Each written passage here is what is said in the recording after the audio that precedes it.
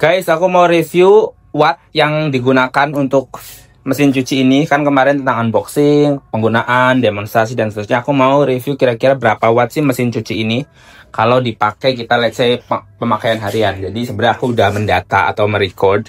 Ini seperti ini ya. Jadi dihitung-hitung 1 jamnya itu 307 kilowatt. Saya anggap 300 ya. Ya. Ini oke, ampere 0 karena nggak dipakai. Ini watt terendahnya itu 1,8 untuk menyalain lampunya aja ya. Jadi kayak watt terendah mesin cuci 1,8 watt. Tertingginya 1387. Jadi nggak, bagi teman-teman yang punya volt 1300 nggak tahu bisa enggak ya. Aku nggak bisa bilang ini bisa atau enggak. Tapi kan memang kenyataannya paling tinggi 1387 watt begitu ya. Cuman ada yang bilang bisa, ada yang bilang enggak, karena memang itu toleransi ya. Aku anggap ini 1300, jadi listrikku sangat aman karena listrikku nyampe 4000-an. Kemudian saya rasa semua mesin cuci segini ya, karena ini aku nggak menggunakan pemanas juga, jadi harusnya sama. Jadi bagi teman-teman yang di rumahnya mesin cucinya wattnya 900 atau 1300 terus bisa, harusnya sih ini juga bisa ya, kecuali kalian menggunakan yang fitur pemanasnya.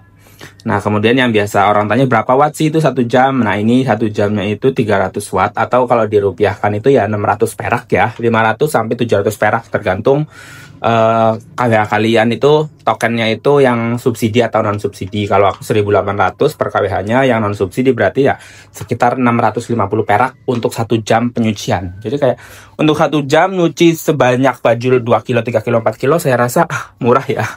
Paling yang bikin mahal ya biaya investasinya gitu. Artinya beli mesin cucinya kan mahal ya, harganya 2.900.000. Tapi 2.900.000 mesin cuci front loading seperti ini oke sih, karena aku sebenarnya punya yang seperti ini. Aku udah nggak beli lagi, nggak dipakai lagi sebenarnya. Ya mungkin buat cadangan aja. Kenapa? Karena ini agak repot. Aku nyuci rendam, bilas, sini lagi putar-putar, saat taruh sini lagi, pusing. Jadi aku walaupun nyuci sebentar tapi ekstra gitu loh bolak-balik dapurnya, sedangkan rumahku atau lantai tidurku di atas.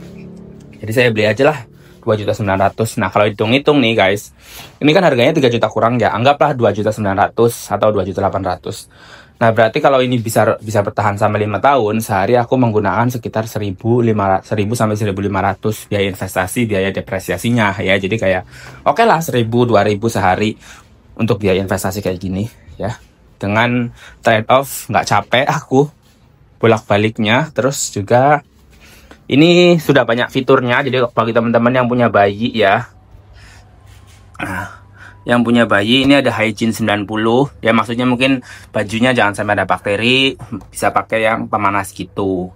Kalau aku demonstrasikan sih seperti ini ya. Ini nyala sebenarnya, tapi pakainya masih sedikit, jadi baru sehari, jadi kayak nantilah besok aja. Ini ada quick, yang sering aku pakai sebenarnya ini. Nah, ini yang sering aku pakai 45 menit, tambah nanti biasanya aku tambah pre-wash.